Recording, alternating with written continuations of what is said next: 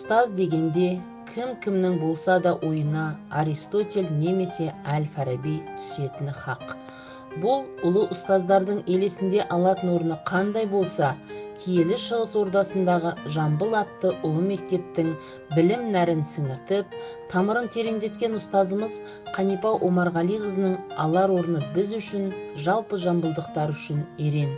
Өмірінің тең жартысын қарапайым қара домалақ қазақ балаларын әдебиетке баулумен, туған тілдің қадір-қасиетімен ұлылығын үйретуде ұстаздықтың жолынан теріс кетіп адаспаған оқытушы.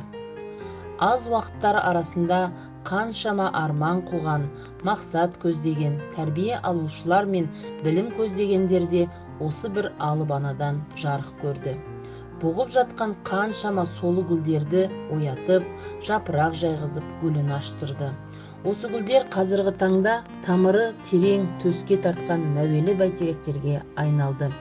Қанипа Омарғалиқызы қазақ балалары үшін ұстаздықтың шабандозы бола білді. Мен ұлы ұстаз, қайталанбас педагог ретінде Қанипа Омарғалиқызының еңбек жолын үлгі тұтамын. Қанапаның үйреткен әдіс тәсілінің, берген ақылының арқасында мен де өнегелі шәкірт тәрбиелеп, тәжірибе жинақтап келемін. Осындай озық ұстаздың біздің пір тұтар үрі тұлғамыздың, яғни Қанипа Омарғалиқызының арамыздан мәңгілікке алысқа жырақ кеткені өте ауыр тиді.